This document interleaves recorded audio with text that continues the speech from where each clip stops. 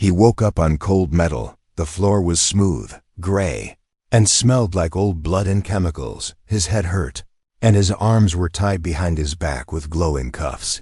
The last thing he remembered was walking home from work, then a flash of blue light, a loud humming sound, and now this. He was inside a cell, not made for humans. The bars were made of energy, pulsing with purple light. Outside, strange creatures stared at him, tall beasts, covered in scales, fur, or armor-like skin. They laughed, hissed, or ignored him, but all looked dangerous. A robotic voice spoke from the wall, cold and clear. Specimen number 14. Human male. Classification: high attraction value. Risk: general population incompatible. What the hell does that mean? He whispered. A large shadow moved across the hallway. 2 guards walked up, both at least 8 feet tall. One had 4 arms and green eyes that blinked sideways. The other sniffed the air and grinned, showing rows of sharp teeth. Too pretty. One of them said, "She want this one," without asking. They opened the energy gate and dragged him out. He tried to fight, but the cuffs shocked him every time he moved. "Where are you taking me?" He shouted, "Who's she?" They didn't answer, only laughed, a deep, wet sound that didn't feel friendly. They passed more cells, prisoners growling, whispering, and staring. Some begged to be taken too, others warned him. One old alien yelled, "She never lets them leave." He didn't know what that meant, but it made his chest feel cold. Finally, they reached a different part of the prison. It was cleaner, quieter, and felt too empty. The walls were smooth silver, and the air smelled like flowers and burned metal. They stopped at a heavy metal door with strange symbols on it. One guard pressed a hand on a scanner, and the door slid open. Inside, the room looked nice. There was a real bed, soft lights, and even food on a plate. "Get in," one guard said, pushing him inside.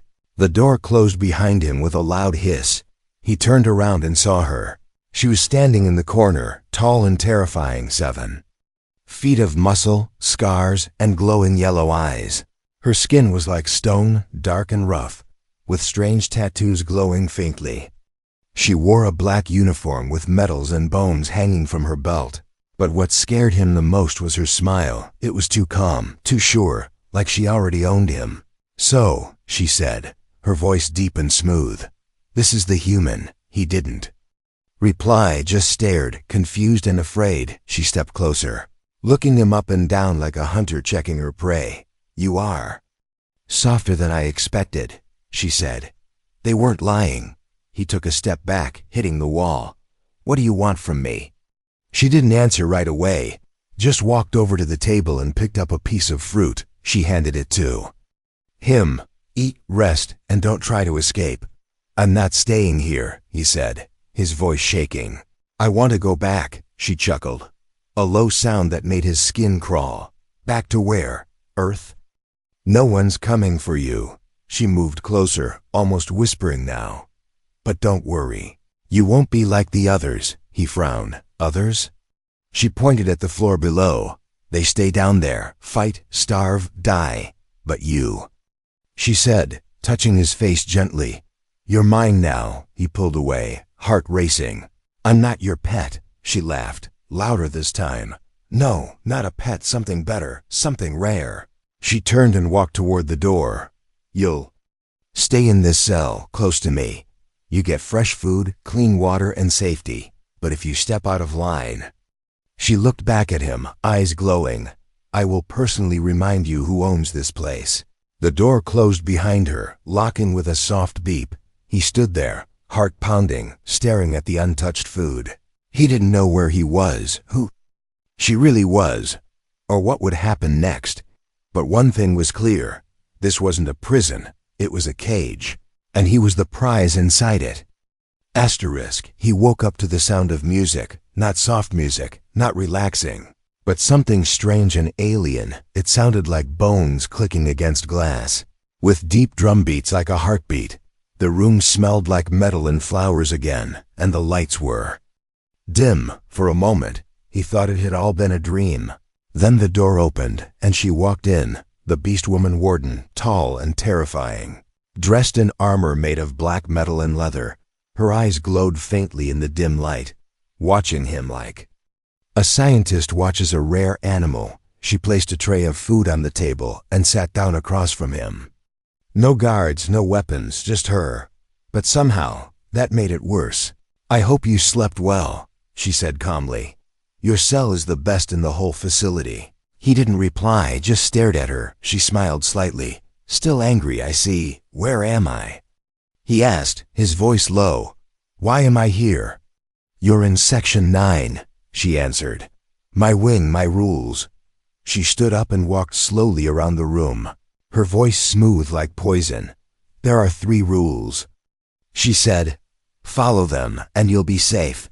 First," she said, holding up a finger, "you don't speak to anyone except me. No guards, no prisoners, not even to yourself too loudly. Second," she continued, "you don't try to escape, not even a step outside this cell without permission. Third," she said, turning to face him, her expression colder, "you never lie to me." He swallowed hard. "And what happens if I break your rules?" She leaned down, face close to his. "Then you'll go downstairs." He didn't know what downstairs meant yet, but he didn't want to find out. She handed him a folded outfit, smooth and clean, not like a prisoner's uniform wore. "Like silk pajamas, wear this," she said. "The old clothes were ugly. You're not a prisoner." She added, "Not anymore." He laughed once, bitter and confused. "Then what am I?" She tilted her head, studying him like he was part of a puzzle. "You're rare. Your kind is supposed to be extinct," she said, walking back toward the door. "But here you are, a real human." She stopped and looked back. "Soft skin, straight teeth, eyes that shine. No wonder the others kept staring at you." He sat in silence, heart pounding. She stepped out, but before the door closed, she said something that made his blood run cold. "I picked you, human," she whispered, "and I don't share my collection." The door hissed shut, leaving him in silence. He stared at the clean clothes in his hands, then at the untouched food. Everything looked perfect, but felt wrong. This wasn't kindness, this was control. He explored the room slowly, searching for anything useful. No sharp objects, no hidden vents. No weaknesses in the wall, only soft sheets. A toilet that cleaned itself, and a mirror that turned into a screen. He tapped it by accident, and it showed her. She was sitting in her office, feet on the table, watching his cell through a camera. When she saw him looking, she waved. He backed away quickly. The screen turned black again. He was being watched. Every second, no privacy, no freedom, only the illusion of comfort. He sat on the edge of the bed, thinking. This wasn't about prison time or punishment. This was obsession. She didn't see him as a person. She saw him as a treasure. A rare creature, something to lock in a box and admire. He looked at the mirror again and whispered to himself, "I'm not staying here." But even as he said it, he knew she had heard. Somewhere beyond the walls, the beast woman Warden smiled again. The whispers started at night. Not voices, not words, just soft sounds. Like someone breathing through the walls. He thought it was his mind playing tricks, but the noise came again the next night. Clearer, closer, scratch, pause, whisper, scratch. He pressed his ear to the wall and held his breath. A voice, old and rough, whispered through the cracks, "You're not the first." He jumped back, heart racing. "Who's there?" "She," the voice hissed. "Keep your voice down. She hears everything." He moved closer to the wall and whispered back, "Who are you?" The voice paused, then answered, "Another guest. Another trophy." He frowned. "What is this place? A prison?" The voice laughed bitterly. "Prison? That's just the name they give it. This place is a zoo," the voice continued. "A lab, a museum, and sometimes a hunting ground." He felt cold all over. "Then why keep me here?" "You're human," the voice said, "and that means something here, more than you know." He stepped away from the wall, confused and angry. The next morning, he acted normal, ate the food, smiled at the camera, but inside he was searching, testing everything in the room, under the bed. found a small, loose panel. Behind it, dust, metal, and something else. A small book, old and made of animal skin, with strange alien writing inside. The first page had a sketch of a human. He flipped through the pages, eyes wide. The book spoke of Earth like it was a lost legend, a place that burned itself to ash and vanished from the stars. The last line said, "If a human is found, protect it, control it, or destroy it." His hands shook as he closed the book. Now he understood why the warden smiled like that. To her, he wasn't a prisoner, he was a story made real. Later that night, the whispers returned. "You found the book, didn't you?" The voice asked. "Yes," he replied. "What do I do now?" There was a long silence. Then the voice said, "You survive, you learn, and when the time is right, you run." He stared at the glowing ceiling, a plan starting to grow in his mind. The next day, the warden came in again, holding a small box. "Gift," she said. "You've been good." Inside was a necklace, silver and simple. He hesitated. "What is it?" "A sign," she said, placing it around his neck. "That you're mine." He clenched his fists, forcing a smile. "Thanks," she studied his face, searching for something. "You've been exploring," she said softly. "Curious little human." He froze, heart thumping in his chest. "Just passing the time." She stepped closer, nose inches from his. "I like curiosity. But only in small doses," she added. "Too much, and things break." That night, he didn't sleep. He sat by the wall, whispering to the voice, learning more about the other prisoners, about the hidden cameras, about the door that only opened for the warden's hand. He learned that behind this section, deep underground, were storage rooms filled with broken things, failed experiments, and remains of those who didn't follow her rules. "Do you want to leave?" the voice asked. He didn't hesitate. "Yes." "Then listen carefully," the voice said, "because the truth is deeper than you think." Asterisk. The warden changed the music. It played softly from the ceiling, low notes that made his skin crawl. Not noise, not art, just sound designed to keep the mind spinning.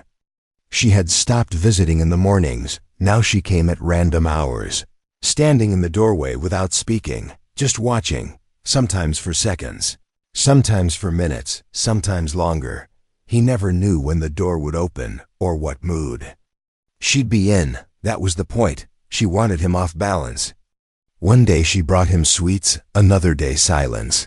Another day she sat down beside him and spoke about stars dying.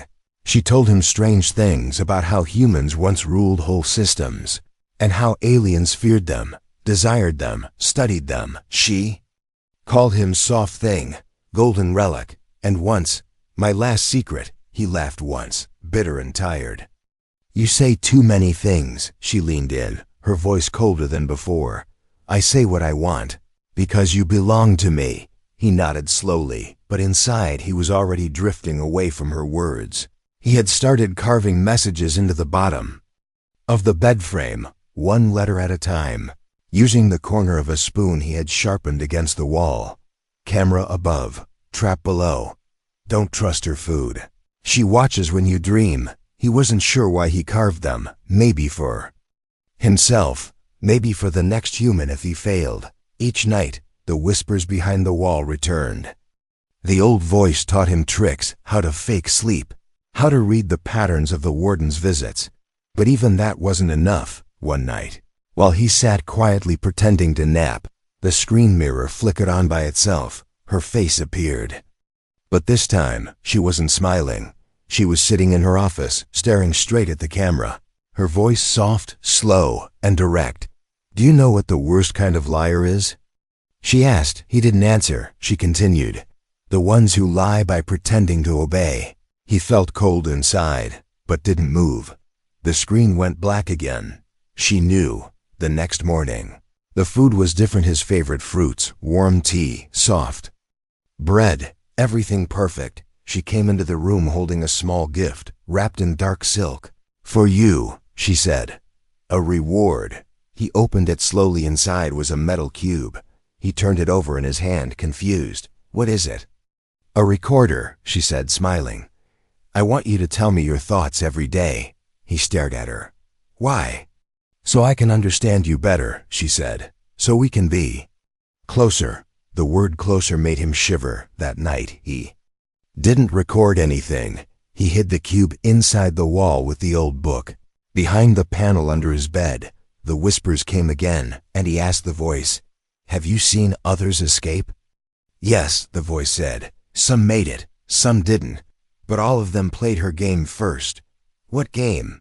he asked. "Pretend to break. Let her believe she's winning. Then strike." He sat in silence, thinking he could do that. He could pretend to trust her.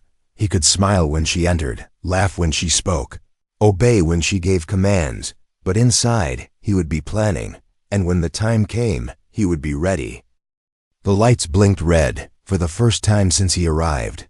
The prison's perfect silence broke. Sirens wailed, not loud, but sharp and fast, like metal screaming.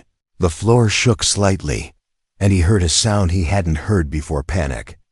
Shouts in alien languages echoed through the walls, screams, crashing sounds, and the heavy thud of boots running. His door stayed shut, but the screen on the wall flickered on without warning. It showed the hallway outside, guards running, prisoners fighting, smoke rising from the far end. Something had gone wrong, very wrong. He stared at the chaos, not moving, not speaking, just listening. Then the warden appeared on the screen, her face covered in blood, not hers. Someone else's. Her voice was calm, but her eyes were wild. "Don't move," she said. "Stay where you are." Then the screen went black. He stood up slowly, heart pounding behind the wall. The voice returned, faster now, scared. "This is it," the voice whispered. "The rebellion has started. Now is your chance." He moved quickly, pulling out the panel under the bed, grabbing the old book and the hidden spoon knife. His door hadn't unlocked, but the power flickered. Then a spark jumped from the panel near the floor. He pressed his hand against it, and the door clicked open, just slightly. He opened it an inch, just enough to look outside. The hallway was filled with smoke and sparks, alarms flashing red and blue, bodies on the ground, some alien, some mechanical. He stepped out, spoon knife in hand, barefoot, quiet, alert, down the hall. Someone moved a prisoner, cybernetic implants covering half his face. The man raised a hand, not in warning, but in greeting. "You the human?" he asked, voice rough and electric. He nodded slowly. The man stepped closer, handing him a stolen weapon, a pulse rod still dripping with purple blood. "Name's Kelzar," the man said. "We've been waiting for you." "Waiting?" he asked, confused. Kelzar grinned. "Warden's obsession with you weakened security. Gave us time, gave us cracks." He pointed to a door across the hall. "Come on, we need you." They moved through smoke and screams, deeper into the prison, past ruined doors and dead guards. The further they went, the more strange things they saw: tanks filled with organs, glass rooms holding failed experiments, holograms of human faces being studied by machines. In a broken control room, Kelzar showed him something that made his blood turn cold. Files, hundreds of them, each labeled Human Breeding Program, Phase 1. Videos of him being moved, watched, touched, measured. Files showing DNA scans, psychological predictions, even false memories inserted into his food. "She never wanted to just keep you," Kelzar said. "She wanted to make more of you." He stepped back, eyes wide, breathing heavy. "No." Kelzar nodded. "She called you her perfect sample, her last chance to bring your species back under her control." Suddenly, the lights flashed again, this time bright white. The warden's voice echoed across every wall, deep and furious. "You think a riot can stop me?" she growled. "You think my collection can run?" Her voice grew colder. "The human is mine." Kelzar looked at him, dead serious now. "We have to reach the escape wing now. But if she gets to you first, she never let you leave alive." He found her sitting on the throne, waiting. No guards, no weapons, just her, and the sound of fire crackling in the distance. The prison behind him was falling apart. Doors broken, alarms still screaming, prisoners fleeing into dark tunnels. But here, in this room, everything was silent. The warden looked different, calm, but not smiling. Hands resting on her knees, eyes locked on him like a storm held back by force. You came back, she said quietly. He didn't answer. Didn't lower the weapon in his hand. I thought you'd run like the others, she added. But you're braver than I expected. You lied, he said, his voice shaking but clear. Everything you gave me was fake, not everything. She replied, the food was real, the bed was soft, and my interest in you, that was very real. You studied me, he said, stepping closer. You scanned me, tracked my dreams, planned to use my DNA like a blueprint. She nodded slowly. Of course. Your species burned itself out long ago. You're the last clean sample I've ever found. You don't see people, he said. You see puzzles, pieces, projects. No, she said sharply, standing now. I see potential. I see what the universe lost. She walked toward him, step by step. Do you think this place was just a prison? It was a lab, a vault, a memory chamber for the forgotten. You're not forgotten, she said softly. You're beautiful. He raised the weapon. Don't. But she didn't stop. She pulled a small device from her belt and placed it on the floor. A hologram blinked to life, showing Earth, not burning, but green, whole, alive. He stared, confused. What is this? She looked at him with something close to sadness. A lie I built for myself. Then the image changed. Dozens of humans, in tanks, all failed clones, half-formed, broken, lifeless. This is what I tried, she whispered. But none of them had your spark, your fire. I don't belong to you, he said, voice rising. I never did. She smiled now, but it wasn't warm. Then why did you come here? He stepped forward, face close to hers now, to end it, in one motion. He threw the stolen pulse rod at the console near the wall. It exploded in sparks, cutting power to the surveillance and seal systems. The door behind him hissed open, Kelzar's voice shouting through the smoke. Now! We have the ship ready. But the warden grabbed him by the arm before he could move. She was strong, too strong, and her eyes burned with something ancient and desperate. I can still save you, she said. We can build a future together. Not as jailer and prisoner, but as the last of two great lines. You're not saving me, he growled. You're stopping me. He pulled a small blade from his boot, hidden since the first riot, and plunged it into the side of her armored leg. She roared in pain, letting go, stumbling backward. He didn't wait. He ran, heart pounding, breath sharp, body sore. As he reached the hallway, the roof above the throne room cracked, then collapsed in fire and metal. He didn't look back outside. The rebel ship lifted from the broken towers of the prison, lights flickering, engines shaking the air. Inside, Kelzar looked at him, eyes wide. Did you kill her? He shook his head slowly. No. Kelzar raised an eyebrow. Then she'll come for you. He looked out the window, at the stars beyond. Let her try. The stars looked different from this angle, from the rebel ship's viewing deck. He stood alone, watching black space ripple with dying signals and broken satellites. Behind him, the prison was just smoke, debris, and silence. Kelzar walked in, limping from a plasma wound. We're outside their system, but not safe yet. Doesn't matter, the human replied, eyes still locked on the stars. She follow. Kelzar nodded. Yeah, she will. They both knew the warden didn't die under the rubble. She was too smart, too strong, too obsessed. But something had changed now. She wasn't hunting prey anymore. She was chasing a threat. The human reached into his pocket and pulled out the old book, the one he found hidden in the wall. He flipped through the pages, slower this time, thinking deeper. They thought we were myths, he said. Stories to scare children. Kelzar leaned against the wall. You're not just a story anymore. No, the human said. I'm a reminder. He placed the book on the console and stared at it, like it was something sacred. The Old ones feared what humans could become, he whispered. They weren't wrong. The ship's eye blinked on the screen. Incoming signal detected. From who? Kelzar asked. The eye paused, then replied, unknown origin, encrypted human frequency. The human turned slowly. Repeat that. The AI beeped again. Human frequency. Pre-war pattern. Not used in 200 years. Kelzar looked shocked. Another. Human? The screen flashed. Coordinates appeared, deep in a dead zone of space. Marked. Origin. Earth 7.3. Resistance beacon active. He stepped closer, heart racing. It's not just me. Kelzar grinned. So what now? You go back. Home. He shook his head. No, I go forward. He looked back at the stars, voice calm but sharp. I'm not the last.